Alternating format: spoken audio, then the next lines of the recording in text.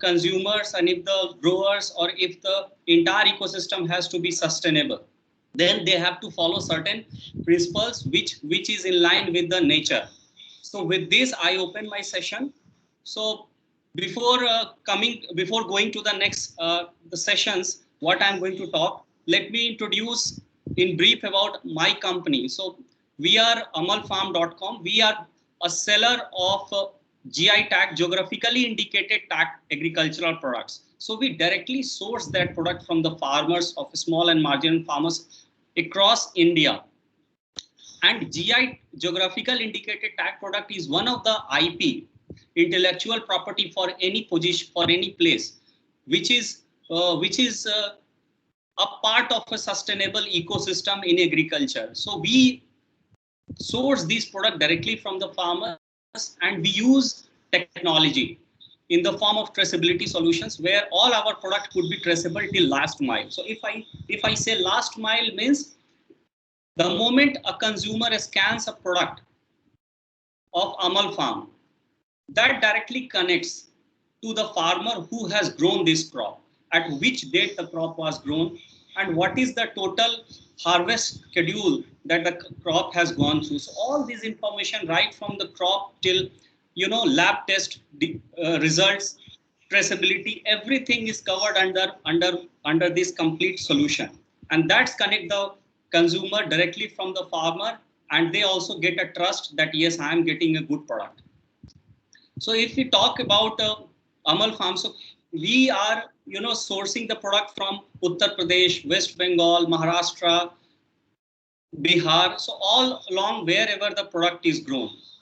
Recently, we have also got a very prestigious authorized user license from the government of India, and we are one of the private companies who have got authorized user license for geographically indicated tag agricultural products to sell officially and mention GI tag name on the product. So this will give a double authenticity to the consumers, that the product is not at all authentic, but also they are getting sourced from the farmer, and the farmer are getting the direct benefit. So this is one of the topic which I'm going to talk about, other than the two different topics about Kala Namak, about GI tag product.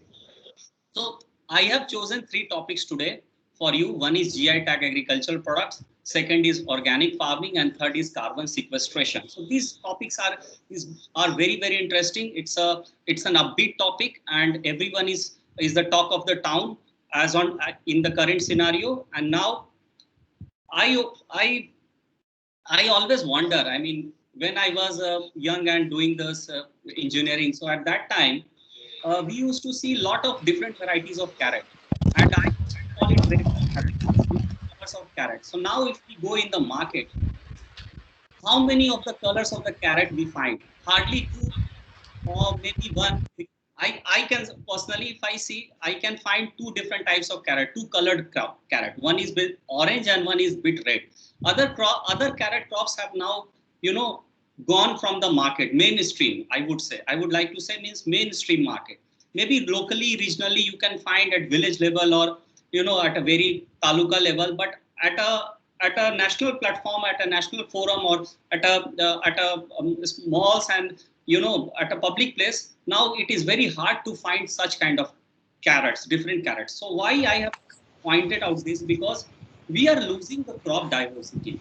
Day by day, we are focusing on a single crop. We are focusing on a specific variety of crop in a particular season, and we are losing this diversity in the crop. And that's the reason what is happening, that that you know National Bureau of Plant Genetic Resources, NBPGR, we used to have tens of thousands of rice varieties in our yesteryears. And now, as per the recent research by them, only 2,000 local land races are presently available out of the total rice varieties that we have. So just think about, even if we take 20,000 rice variety, we have just landed at 2,000 local land races, which means that we are losing this variety. We are not only losing the variety, but we are also losing the touch. We are also losing the connect from our motherland and the grassroots. We talk about food security, but how many times we talk about nutritional security? In most of the grains, if we talk about in India, we are self-sufficient. But are we self-sufficient on nutritional security? And let me share a very striking fact with you guys. As per UNICEF, this is a recent report, 40.6 million children are stunted under the age of the 5, which means that they are, I mean, the malnutrition is the cause of 69% of the death of children under the age of 5. And this is a very, very striking fact. We have achieved the food security, but when do we achieve the nutritional security? When do we achieve the crop diversity so that the food is also good and health will also good, and we can not only fulfill our belly, stomach, but we should also fulfill our nutritional demand of the body. So if I talk about the geographically indicated tag product, as on date in India, there are total 370 plus different types of geographically tagged products, which includes agriculture also, your art and handicraft, lot of categories it involves. So what does this mean, geographically indicated? So it actually, the crop has a single source and a single origin. It pertains to a particular place and location. So if I talk about example, recent example like Kolkata Rasgulla, or if I talk about Kolkata Gobindo Bhog rice, if I talk about Uttar Pradesh Kala Namak rice, Siddharth Nagar, from a particular place, particular location, it has a particular quality and the reputation and the unique characteristic. For example, the taste, aroma, the nutritional properties, the values, and it also brings the crop conservation in the biodiversity, because these GI tag these GI tag products is very, very old practice. If I say Kala Namak rice, it has been practiced since 6000 BC from the Buddhist period. It is also called as the Buddha rice, Kala Namak from Uttar Pradesh. It belongs to one of the place called Siddharth Nagar. Why this rice is very, very popular? Because how many of us know that the rice can also, the plant, height of the rice plant could be more than 1.5 meter, means more than 4.5 feet or 5 feet. So that these rice have that quality. And then these rice contains lot of iron and zinc. They have high protein, and most importantly, people know that when you consume rice, you become diabetic, or chances of becoming diabetic are more. But this rice has a low glycemic index. So this is also called anti-diabetic, or people if they consume this rice will have low chances of getting diabetic. Under rice category, we have around 15 different types of varieties which is registered under GI Registry of India. Government of India has in 2013 come up with a Nutri-Farm scheme. In this scheme, they pointed lot of crop as a power food, considered as a superfood. Now Kala Namak rice was one of the nutri crop. Other crop is Vaigaon turmeric from Maharashtra. So we know that the cancer is rising at an alarming rate. If we talk about national average per block, it is around 211, the number of cancers patient. But strikingly, in Vaigaon place, which is in Wardha district in Maharashtra, in 2018, only 31 cancer cases was reported. And the reason being, because of the sustainable practices that they are adopting at the village level, for ages, for more than 100 years,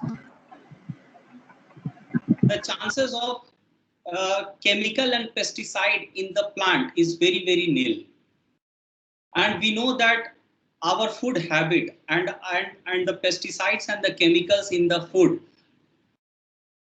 is one of the major cause of cancers. This particular taluka has 166 villages and covers around 2 lakh population. If we see the entire practices and operations in that village, they are growing this turmeric, they are growing the other crops, and nowhere they are using any chemicals and pesticides.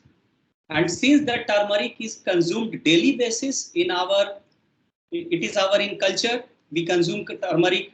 In pickles, we consume turmeric, and through that, the turmeric goes inside our body. So if it has a high medicinal values and properties, so imagine what kind of health benefit it gives. So it also gives a health benefit, and it also improves the income of the farmers. How it improves the income of the farmers, I am going to talk in the following slide. Now, what will happen if we promote geographically indicated products? So GI Act was enacted in 1999. So we have crossed a long journey for GI tag. And first crop that was GI tagged was Darjeeling tea in 2004. So Government of India, Department of Industrial Policy and Promotion, they have also come up with this logo called Atulya Bharat Ki Amulya Nidhi, invaluable treasures of incredible India. So the people who are authorized users to sell legally and officially GI tag product, they are allowed to use this kind of logo on their label. So this promotes three things. First is employment, because the more demand comes, there is a prosperity, economic prosperity at the local level. The local farmers will get benefited the most because that is GI tag, that is coming from the single origin. Now we will also try to revive the lost heritage. As I mentioned earlier, that out of thousands of rice varieties which we had, now we are left with only 2000. So we are losing the varieties. What were our forefathers were growing, our previous generations were growing, we don't know about that crop. So this will also bring the heritage back for the Mother India. It will also bring the crop diversity. As I said, that in market we will able to see variety of rices, variety of colored vegetables, variety of colored fruits, so that we consume it locally, make local people prosper.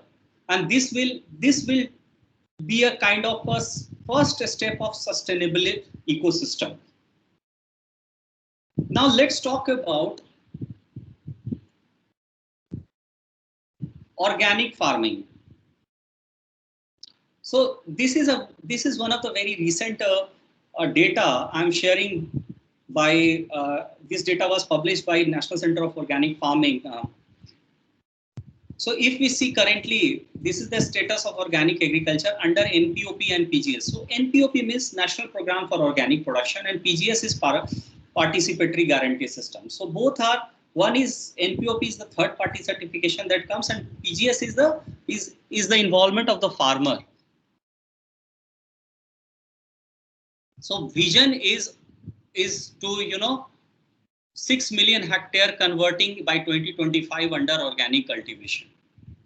So we have miles to achieve. Only at present 2.5% we have covered, which is around 3.8 million hectare. And if we see the PGS we are around 7.20 lakh hectare, and the total farmers that we have covered is around 14.75 lakh farmer, and under PGS 11 lakh farmers. So still, if we talk about, if we have 14 crores farmers around India, so just see these numbers, which is very, very less.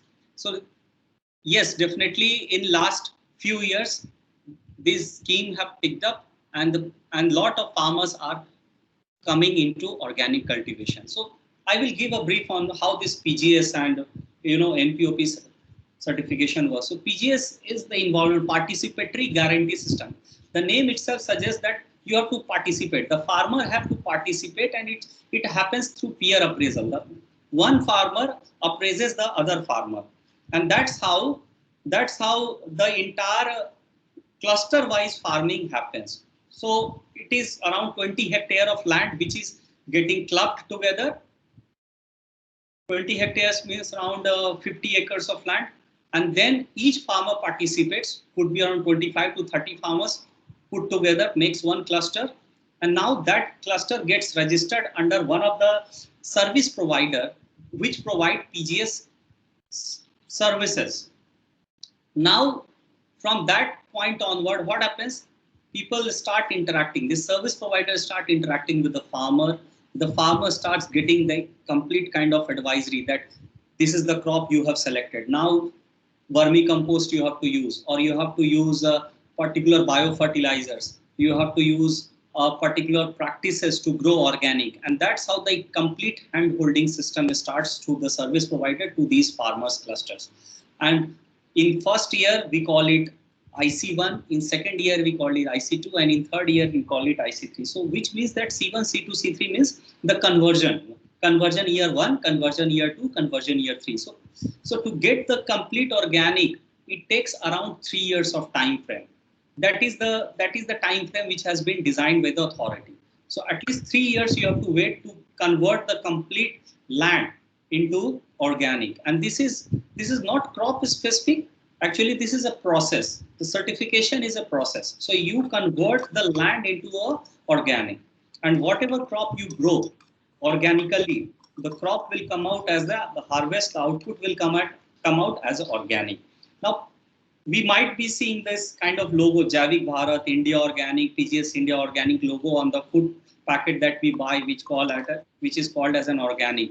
So if we call it India Organic, so there you will find this is third-party certified organic. So there are third-party certification companies also like BioCert, EcoCert, Lacon. So a lot of companies are there. So they inspect the complete land, they audit for the complete 3 years, and then in that 3 years you have to follow the entire process of organic practices, and then finally your land gets certified, and then you can sell it in the form of organic. Now, if we look at the current market status of organic, this is growing at a very rapid state. Around domestic market is growing with a CAGR of 20 to 28%, while export market is growing at around 23% CAGR. The total market size of organic is around 11,500 crores, and it is growing. So this is a good sign and a good signal that the market is asking for, the consumers are asking for a good quality product. And once the market asks for this quality of product, this kind of product, the farmer is bound to grow such crop. And that's how the journey of sustainability will start, because we know that if we grow grow naturally, do naturally farming, if we grow organic farming, then it will lead to the road of sustainability. We always ponder and we always think, why, organic farming, why these organic products are very costly? Why it is priced higher? So most of us keep on thinking that this is extremely 2 times or 3 times expensive than the local product. So if we see the breakup of the complete cycle, 8 to 10% goes to the farmer, 10 to 15% goes to the premium paid to the farmers, and then 6% goes in the logistics distribution, 3% goes on packaging cost. Then we have a different processing because you cannot treat chemically. Ma'am MIS के लिए आपने Ritu ma'am के लिए कहा था ना, तो Ritu ma'am ने स्वाति मैम से गाइडेंस लेके बना के दे दिया है, और उसमें बहुत major. So I'm sorry. So 4 to 6% goes in processing cost, 6 to 8% goes in inventory holding cost, because then you also have to store the product in a separate place you cannot mix organic and inorganic together. And now the retailer also looks for a good margin. So if we all put together, the price bumps up. One important point here is also that the demand of organic is going up, while the same time, the production is not that much, and that's the reason the supply is not that much high and the demand is more. That is also one of the factor where the price is going up. So if more and more farmers, as I mentioned, that if we bring only 2% of the farmer has been converted into organic. Imagine if we convert all the 100% which we have kept under the vision of converting farmers into organic. What will happen? The suddenly price will come down and it will be affordable for everyone. At the same time, you get a good food with a lot of nutrition value attached to it. Other factor is that when we go and interact with the farmers and we tell them that can we do organic farming, can we do organic farming together. So most of the farmers currently are reluctant to do organic farming or Jaivik kheti. The major factors are, first is the less price, that they do not get a good price. They expect a good price. In starting of the period, in the starting of the year, the yield is bound to be less as compared to the conventional farming. Then the cultivation cost also, they believe that it goes up, because what happens that in conventional farming, when there is a pest attack, you go in the market, you buy some pesticide and spray. So what happens, then you sit peacefully and you sleep peacefully in the house. But in organic, you have to be very agile and visible on your ground in the early days and early years, because there will be attack of the pest, and that also has a reason, because we have abused our soil so much that the soil has lost the nutritional values. The soil has lost the important micronutrients. The soil has lost important microorganisms that can store the micronutrients for the crops. And that's the reason high level of infestation goes in the crop when you start growing organic farming. But as and when we start reviving our soil, we start treating our soil with cow urine, with cow dung, with biopesticides, biofertilizers, so manures, farm yard manure. So what happens? The soil starts reviving, and it takes time, a year time to revive the soil. After that, what happens? It's like having a multivitamin. So if you start taking a multivitamin, what happens? Suddenly, your all vital vitamins and parameters in your body balance out.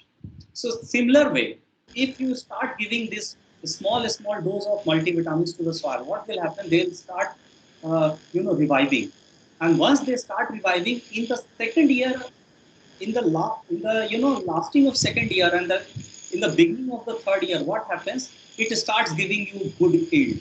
It starts giving you it starts lowering down your cultivation cost. It starts lowering down your cost, infestation, the disease, because your soil is becoming healthy. One classic example I would like to give you, that I was visiting one of the place in Vijayawada called Nujvil. One gentleman, he is having around 70 acres of single boundary plot. He used to grow mango, sapota, chiku, and coconut. So in the neighboring area, there was the water table has gone down in his neighboring area, but whole through the year he was getting water in his boring, because he was practicing organic farming for the last 30 years. So what has happened? Though during the rainy season, they were able to manage or maintain the water table under their complete 70 acres of land. And that is the beauty. When you don't have water in the neighboring plot, you have water in your plot, just because of the magic of the organic farming. So what is the solution going forward? So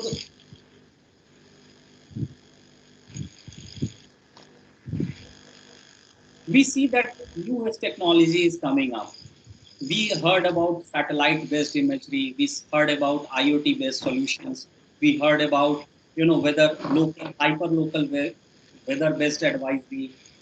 We talk about mobile app-based advisory being given to the farmers, and so on and so forth. So now I have tried to capture few of the companies who are very pioneer in India and outside India, providing new age cutting technology for the agriculture segment. So for example, if I talk about Cropin, they use satellite imagery to predict the pest attack. They can predict the yield by taking it. If we see here this image of the satellite, you can see some red patches, you can see some orange patches, you can see some yellow patches and some green patches. What does these patches signify? These patches signify the health of the crop and the health of the plot or health of the field, farm. So greens means very good. Red means it is under alarming situation. So this is the satellite. They pick each and every data of the crop. They pick each and every pixel of the crop. For example, they take leaf color. They read about the chlorophyll index, the soil index. These all put together, they can predict the health of the crop. And these are all real-time analysis. Another example is OMSAT. So OMSAT, if you share your WhatsApp your latitude and longitude, they can tell you that below your feet there is water or not. These OMSAT guys, their technology is very helpful in drought prone area and where there is a very less water. And we know that every year we are losing our water table. I mean, water table is depleting year on year. In Punjab and Haryana, in northern part, some report says that every year we are losing around 60 centimeters of water table. So now such kind of technology helps you to save money and helps you to grow more, because a farmer has done a boring, but he did not find any water. So he has lost money and he has lost time. But through these technology OMSAT, they can actually pinpoint and tell that from which area you can find a water. So it saves time and it also saves the money of the hard and of farmer. Then the other company is Satyugt. Now Satyugt has also working on satellite-based imagery. Now what happens? You might be asking question, what will happen during the rainy season and when there is a cloudy weather? The satellite will not be able to take the images of the crop. Now Satyugt comes with the radar imaging. What happens that even at the time of huge cloud and huge fog, they are able to predict the health of the crop. In fact, when the Fani strike in Orissa, their solution were able to help some of the farmers, which can penetrate the images can penetrate all the thick cloud and the thick fog and could predict that what is going to happen at the field level. If we see in the below left image, there is a tower and there are some machine attached to it. This is a machine designed by one of the startup called Fasal. So they have a local advisory. This machine is a real-time weather station. It can tell you about the rainfall. It can tell you about the humidity. It can tell you about the local temperature, and it can tell about the surrounding weather, the wind speed. So basis that, the system automatically sends a message to the farmer that if the wind speed is more, you should not spray pesticides and chemicals, or you should not apply any dose on the crop, because if the wind speed is more, what will happen? Even if you spray, it will not fall on the crop. and you will lose your time and you will lose your resource. So if there is a high temperature, so the chances of pest infestation is very high. So when the temperature is less, so they can predict in 4, 5 days and 7 days in advance that during this time you should apply such kind of dose. So this helps to manage the entire resource very, very effectively, this kind of technology. If we talk about Krishi Tantra has one of the very beautiful solution called soil testing, this rapid soil testing. Within 60 minutes of time period, they can give you the complete soil testing report, 12 different types of parameters, covering 12 different types of parameters.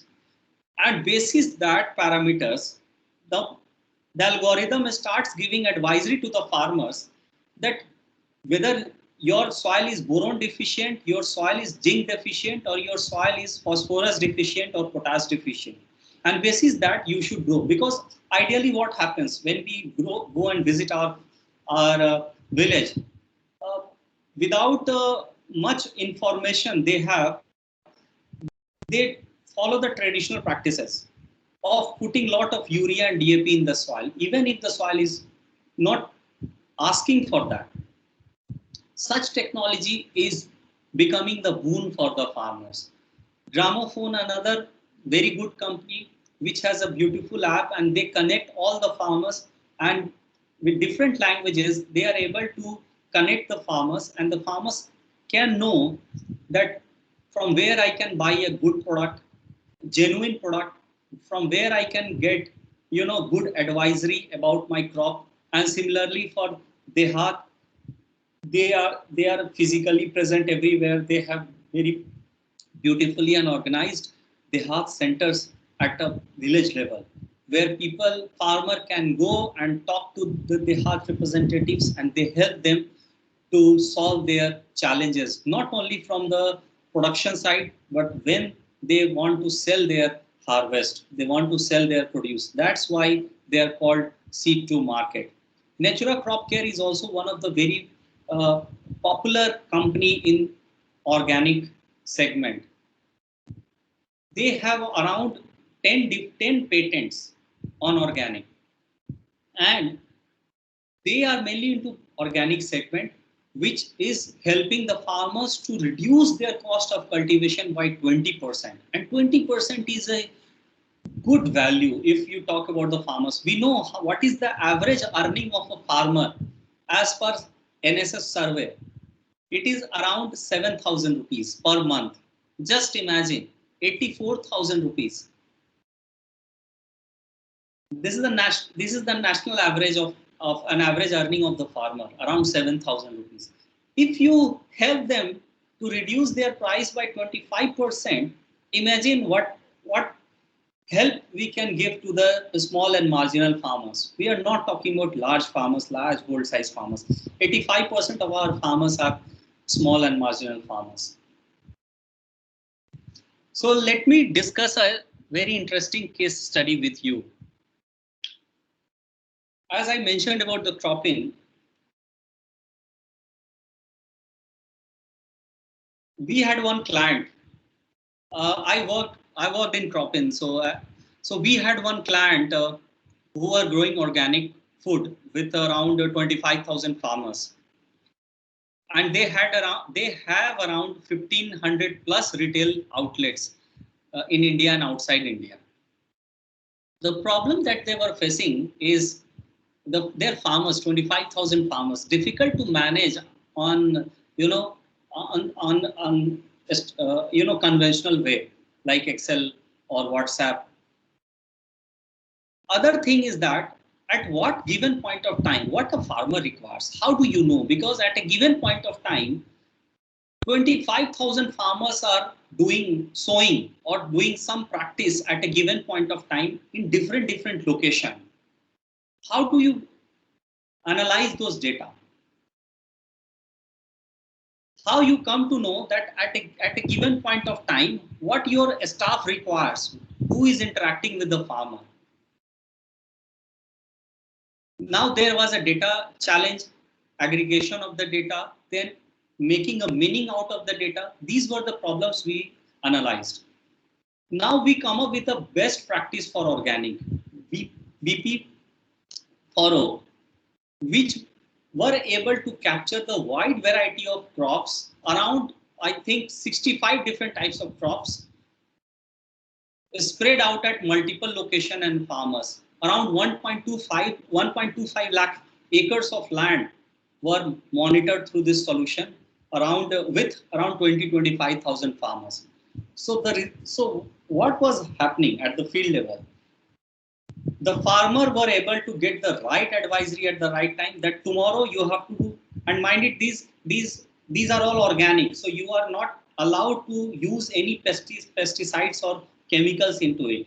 So at what time farmer requires an input at a given point of time. Then if some disease occurs in the crop, what should he do?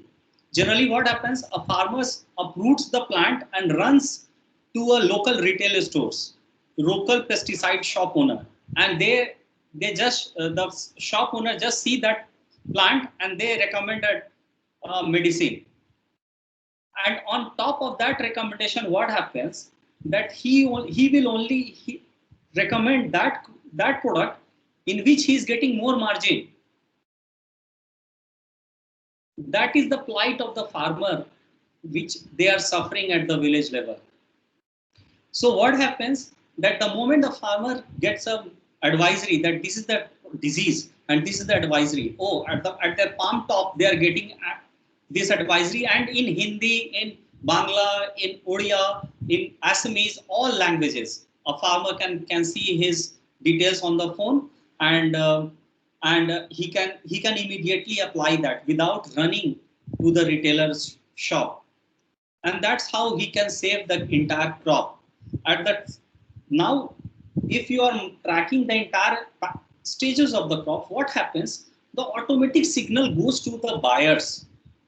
The buyers are already connected with the central system. Now the buyer knows that, okay, much before the harvest, which is going to come, these many farmers will be ready with 100 metric tons of particular grade of crop. So the buyer also places their entire logistics before the harvest, so that the farmer does not have to run behind the buyer. The buyer can directly come, and the buyer is also assured of the quality, because from the day one the entire activity is getting tracked, and because of the transparency in the system, the buyers get assurance that the product will be good. And since this product belongs to organic, then the certification also plays an important role. That's how the entire traceability and certification helps a farmer to earn more and revive their soil. Now my third topic is soil carbon sequestration. This is one of the hot topic at present in everywhere, because of the obvious reasons that we have done enough damage to the society, we have done enough damage to the environment, and that's why Mother Nature is, giving lot of troubles in sense of flood. In Florida, there is a jungle fire that is happening. Last year there was a jungle fire in Australia. Here in India also there was a fire in the jungle. So what is that? That is the response from the Mother Nature. Flash flood, response from the Mother Nature. So Mother Nature wants to stabilize.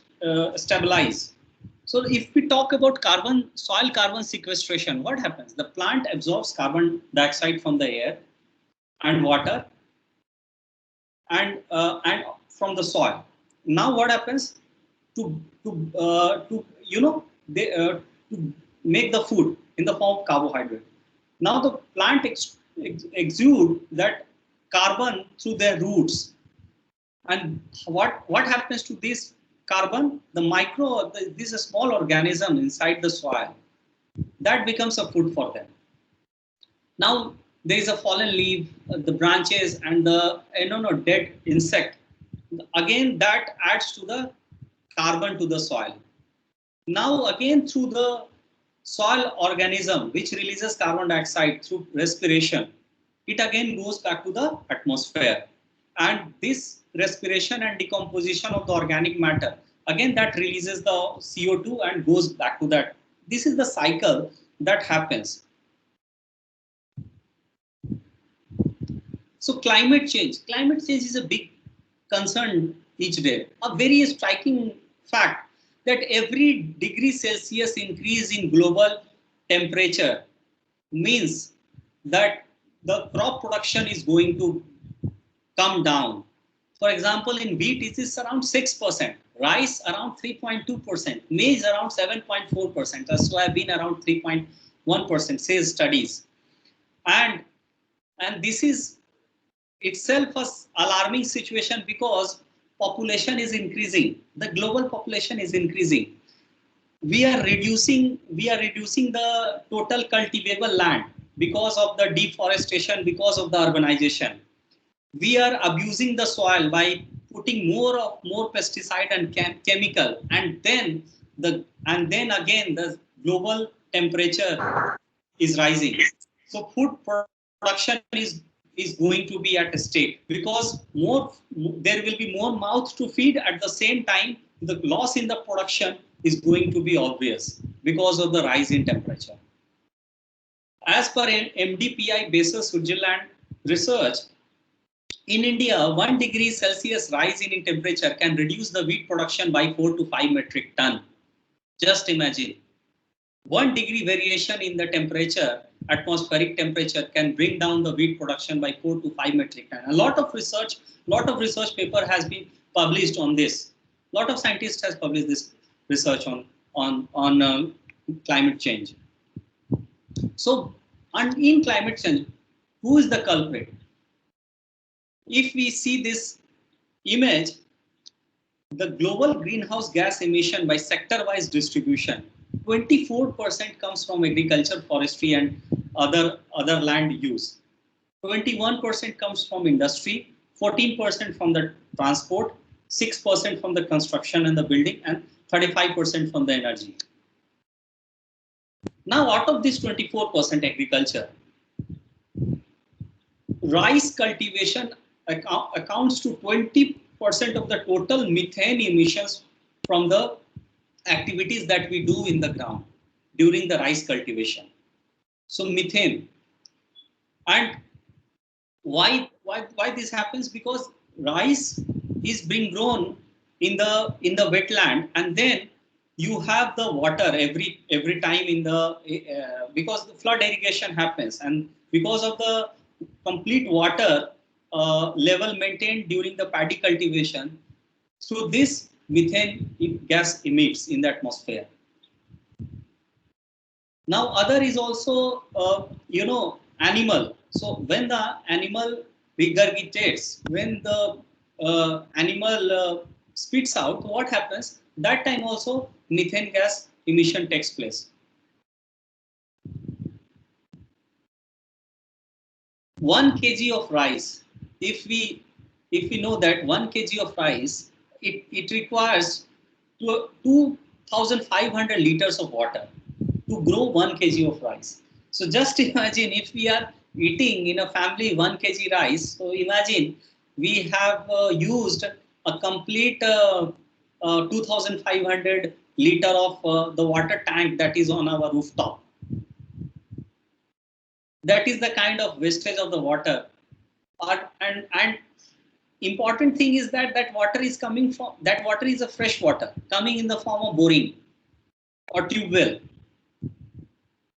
So we are taking the fresh water from the ground and we are producing 1 kg of rice by utilizing 2,500 liter of water. So there are several studies and research happened, like SRI method, Siri Vidhi, lot of methods which reduces the consumption of the water on the field.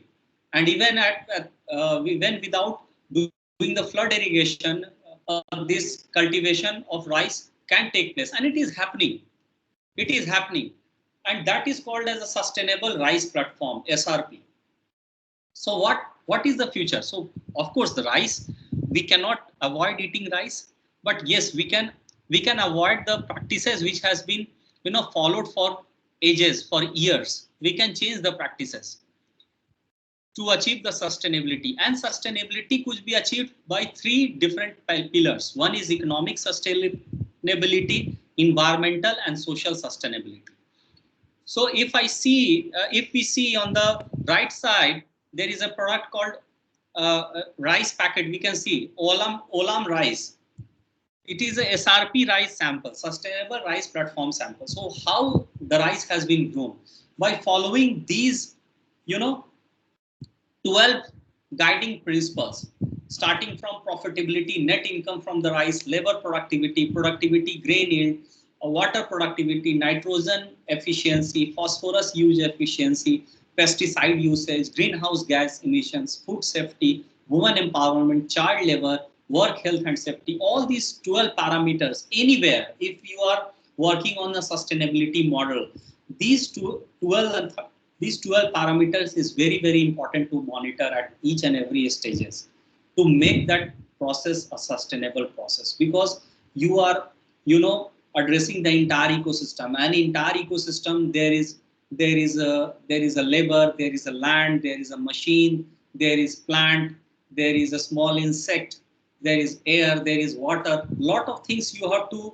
you know, look at while designing the sustainability solution for your product. Other very important topic is carbon credit, or we call as a carbon financing. In one of the village in Andhra Pradesh, they are selling 147 tons equivalent of saved carbon dioxide credits. And you know the how this has been achieved by extracting biodiesel from 4,500 pongamia trees in their village. So just imagine, with just 4,500 pongamia trees in the village, is managed to, you know, save 147 metric ton of carbon dioxide. Similarly, in Madhya Pradesh, Andiya forest, 95% of the people are under poor strata, and they have earned $3 lakh every year from carbon payment by restoring 10,000 hectares of degraded community forest. So if you are doing afforestation, if you are, you know, reviving the forest, you are helping to, you know, increase the carbon equivalent in. And if lot of farmers in the form of agriculture farming, sustainable farming like SRP start doing it, imagine we will be trading at a given point of time carbon credits to the developed countries. Carbon farming project. So we call it as a carbon farming, just like a farming project, crop farming, we call it a carbon farming project. Farmer can increase their income by storing the carbon in their soil, and very important practice in the form of zero-till conservation agriculture. We always follow that, you know, if you do tillage 6-inch or 9-inch or 8-inch, what will happen? You will get a better yield. That is the standard practice, that we keep lot of deep tillage. We do lot of deep tillage in the soil. It is not required. Lot of research has been already done on that. Zero-till conversion agriculture, it helps you to store the carbon in the form of soil. 1% increase in soil organic carbon in 1 acre equivalent to storing 18 metric ton of carbon dioxide underneath our ground. Just imagine, 1%, if you increase the 1% soil organic carbon in 1 acre, it is equivalent to 18 metric ton of organic carbon dioxide. So there is a lot of things to be done, and we can do it in separate, you know, in whatever capacity we can do. We are helping the farmers, we are working with the farmers to go sustainable, to use bio manures, organic manure, so that they can, improve the carbon in their soil. It will also help to revive their soil. At the same time, it will also help environment to go green. These carbon check, these are farmers, they are getting around 9,000 rupees over 3 years based on half acre experiment, just half acre experiment, by the way, and they have earned 9,000. So I told that average income of the farmer in India about 7,000 rupees per month. And see, this 9,000 rupees is just with half acre of land. So this is another form of, going sustainable, as well as, making this project as a income generation project. Now what happens during this sustainable, soil organic carbon? How do you do it? So what happens that the bigger organizations, if they generate tons of CO2, now to stabilize, they buy carbon credit. So for example, let's say a farmer has a carbon credit, and an organization who has, who are using a carbon credit to balance out their carbon emission. So how the farmer can utilize such practices? The farmer can increase soil carbon by adopting practices like cover crops, crop rotations. They can use satellite-based imagery solutions has come up based on artificial intelligence to measure the soil carbon. If you attach with some of the company in India, they can actually survey their land by satellite imagery, and they can start telling that what is the carbon in your soil. And over the period, you can store that in carbon, and then you can trade it. The soil organic carbon holds a key part in the carbon cycle. If you go 1 meter deep in the soil depth, the soil stores about 1,500 gigaton of carbon. Just build 1 meter. 1 meter is 3.3 feet. That is the largest. This is kind of largest organic carbon pool that we have. But we are losing this. Now there are a lot of hardware free technology which is available as on date. For example, multi-spectral satellites, which uses ultraviolet, visible, infrared, microwave, and radio waves to study about the variations in the soil, variations in the crop. They use proprietary artificial intelligence, deep learning algorithms, which helps to estimate the carbon stored in the soil over the period of time.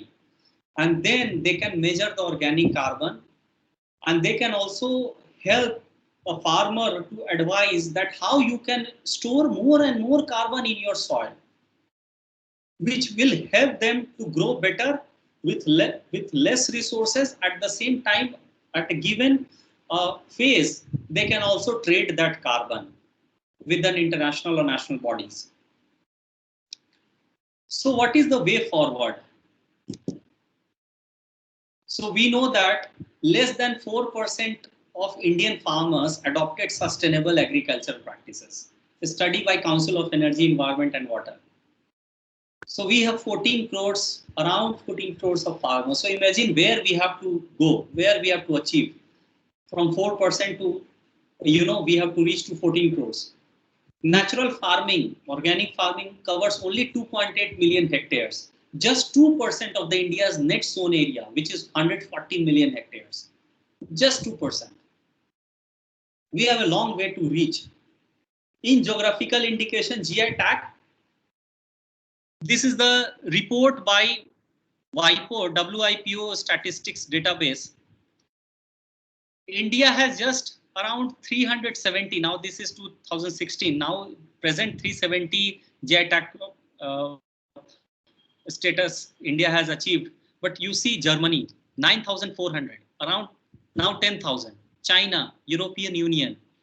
Small countries like Ukraine, Georgia, and Australia, Vietnam has more number of GI tag crops than India. So in these fronts, we have miles to go. We have miles to achieve. But yes, we are trading very fast, and I am very confident, and I'm very sure that with the effort taken by everywhere, we will be able to achieve this. Thank you so much. And now I rest here my speech, and I welcome all the questions. Sir, dear participants, if you have any question, you can ask. Yes, sir. Good evening, sir.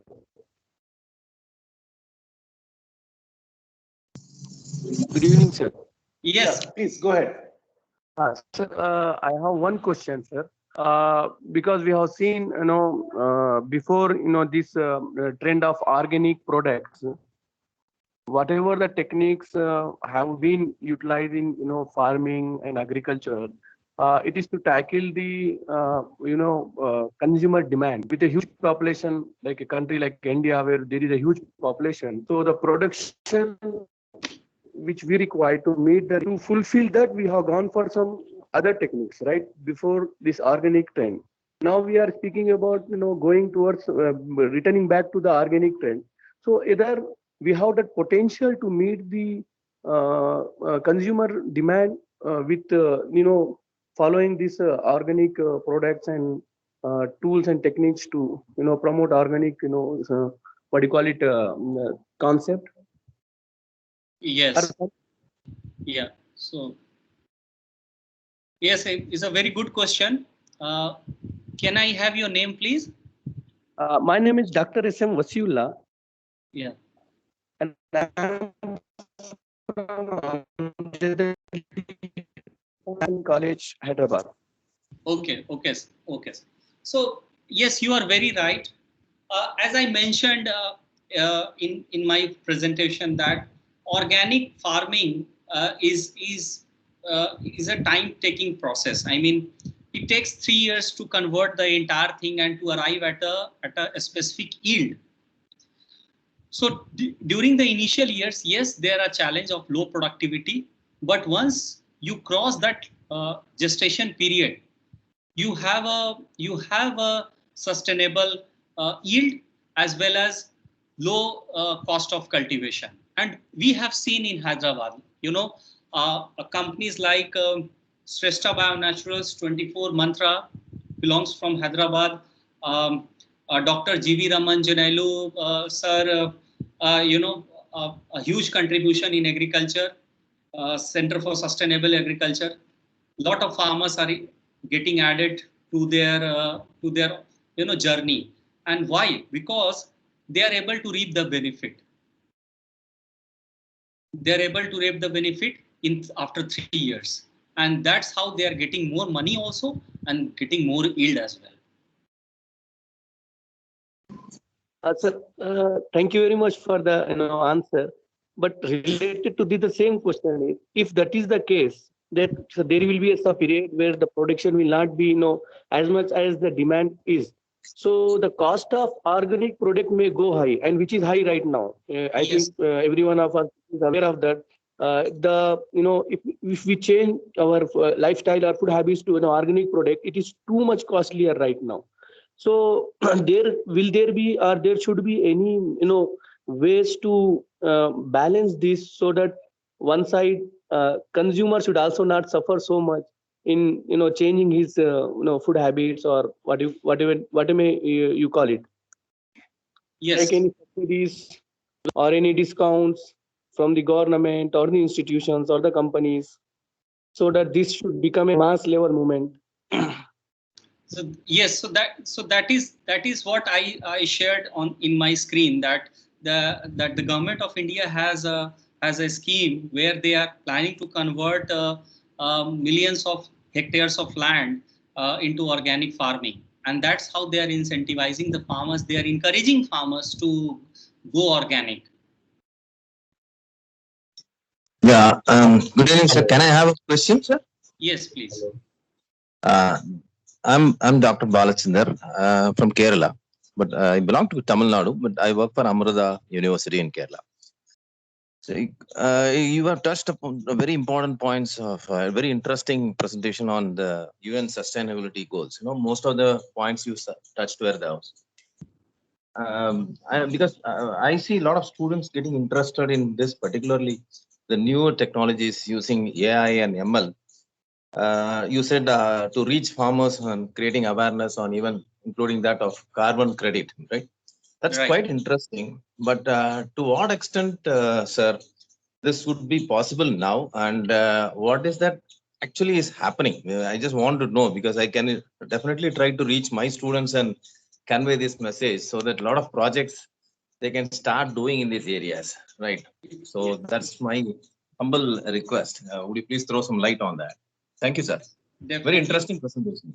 Yeah. Thank you so much. So definitely, Balachandran. So what happens that, a lot of startups are there working in India as well on carbon credit. Lot of organization is working in India. So technology is there.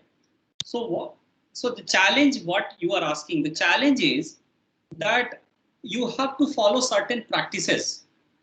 You have to follow certain practices, and you have to keep following certain practices until the benchmark you achieve.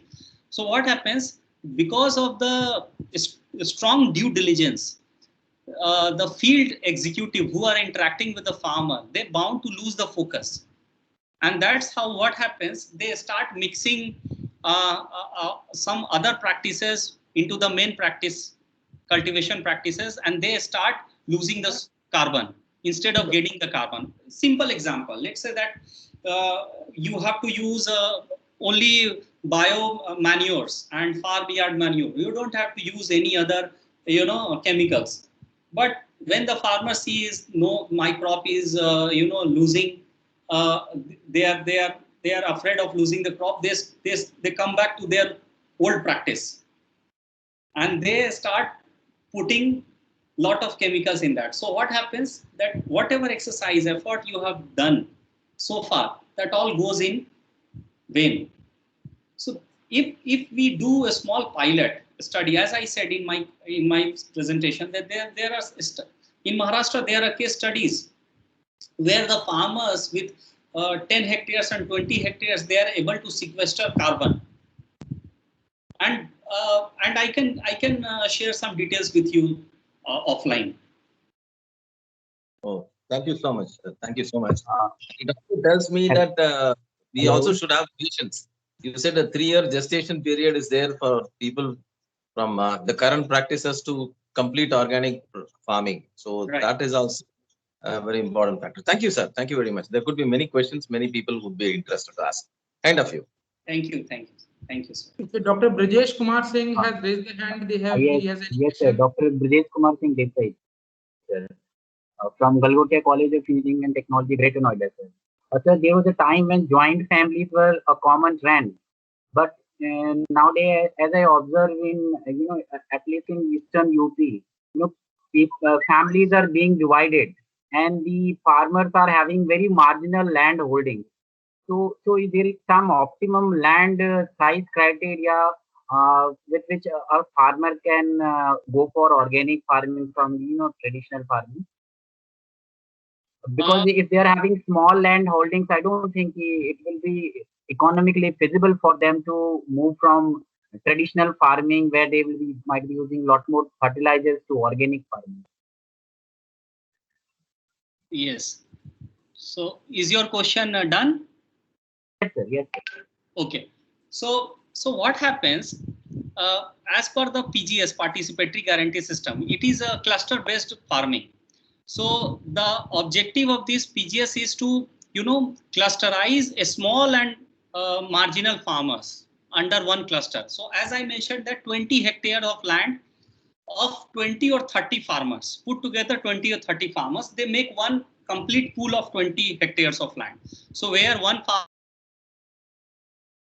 other farmer could have 1.5 acre, other farmer could have 0.75 acres, and that's how they they do the organic farming, and that's how a small and marginal is getting benefit.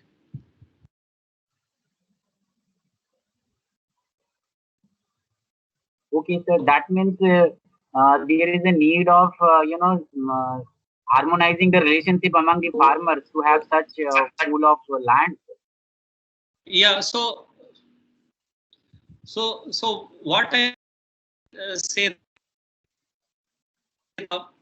under PGS for a small and marginal farmers only, where they have small plot, it could be bought into organic purview.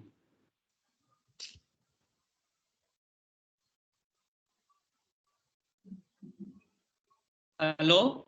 Is there any government scheme which will help such farmers, whoever have found such sort of society or some PGS? Yeah. So Hello. that is PGS Rahul scheme. sir, there? PGS.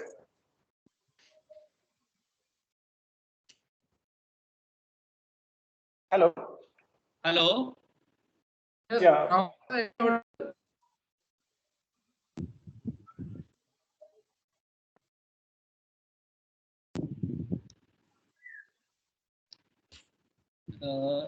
MP.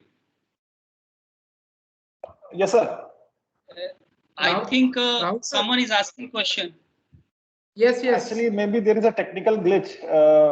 Professor Mang is asking one question. So maybe there is a problem.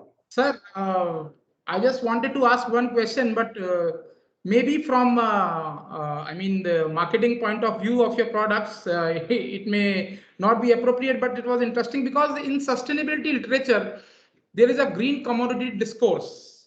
And since you are CEO, you must be taking care of the marketing of your products also. Right. So in the literature, it says that green commodity discourse, it says that rather than talking consumers to consume differently, you should focus them on consuming less, right? So because sustainability doesn't end only consuming differently, right? Just consume organic products or that, because the core heart or essence of sustainability is consuming less consumption. Right. So since this is basically specifically with marketing, green commodity marketing discourse, so my question to you is that how far taking this perspective into concern you may be interested to plan your marketing efforts of your organic products, taking green commodity discourse into concern? Right. So that's why we are affect the profitability also, right? Yeah.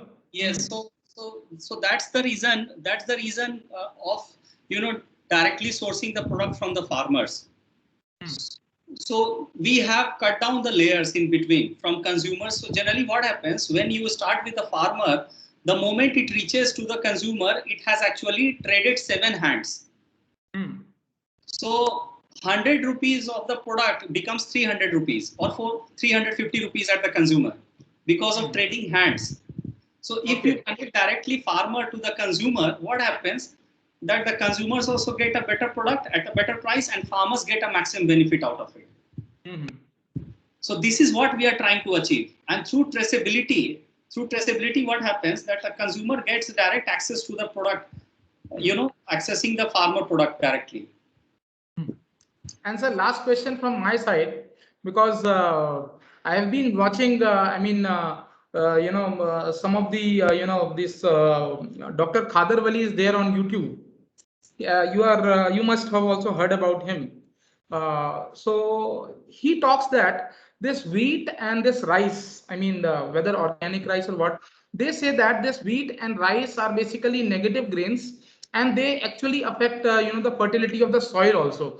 So whether it is wheat and rice are organic and they are not good for diabetics. You talk about something about diabetic people having low glycemic index in this organic product. So I'm asking, are you planning in future for some of those positive grains like Kodo, Barnyard, Foxtail, which are basically called positive grains, and they are sustainable also? Right. So you are absolutely right. But rice means traditional rice. We are going on a mono variety. People, if we are, I come from Bihar. So here, one point of a time, there were used to be thousands of varieties. Right. Yeah. But hardly we get only now 4 or 5 types of variety.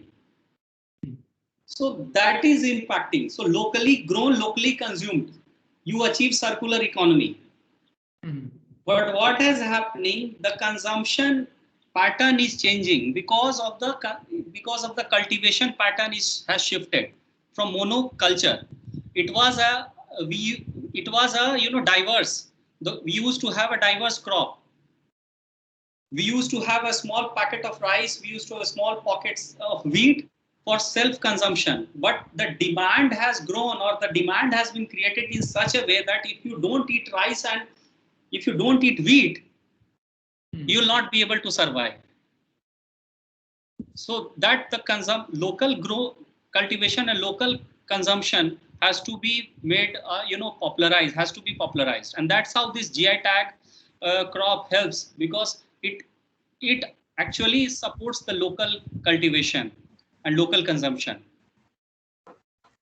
Thank you, sir, for giving valuable answers and insights on the topic of organic farming and all. So we can take one or two more questions and then we'll wind up the session. Yeah, sir, one question from my side is that, so can we develop our kitchen garden if we have space, suppose 2000 square feet area? So as individuals, can we, how can we get support, or where can we get support if we wish to develop kitchen garden, organic kitchen garden? Prerna Jain, ma'am, right? Yeah, from Jaipur Institute. Definitely you can do. You talk to your local horticulture department. They promote kitchen gardening principles and concept. Okay. Local go and talk to local horticulture department. They have a kit. I think in Hyderabad, horticulture department has a kit of around 10,000 rupees, where in 200 square feet, they will give you the entire different types of vegetables and other flowering plants and all the kit to grow, and with the advisories with the booklet, so that you get a lot of help from them. Okay. Sir, I have a question. So what are your views about hydroponic farming? And if so, do you think it's profitable and also sustainable in the long run? Yes, hydroponic farming is the next age technology. You see Israel hydroponic farming. They're not only in hydroponic, they're into vertical farming, where they're growing wheat and paddy in vertical farming. So hydroponic farming is a soilless farming. First of all, lot of organization, even in Hyderabad and Bangalore, there are a lot of startups who are coming with hydroponic farming. In Uttarakhand, people are coming with hydroponic farming because of soilless, and then you can control the environment. And the moment you control the environment and you control the soilless application, chances of pest infestation becomes very less. And yes, that is a very good solution, but what happens, that becomes quite pricey because of the huge infrastructure setup. It goes in crores to establish a small 1 acre of hydroponic system with all usage of IoT and technology. And you cannot grow all the crops in that. Only leafy vegetables and certain tomatoes and certain crops you can grow. Okay, thanks, sir. So you mean that in the long run, everybody cannot afford that, right? In the long run, people can afford if lot of hydroponic systems comes up. Okay, thanks. Okay, so we will take one last question from Mr. Sandeep Goyal. He has one question, and then we'll wind up the session. Thank you so much for giving me a chance. Well, obviously, like, I'm not actually from agriculture, but here, actually, I just want to know one thing from the marketing point of view. Now, when you say that you are growing some crop which is localized and you want to take it to the places so that everyone can afford it.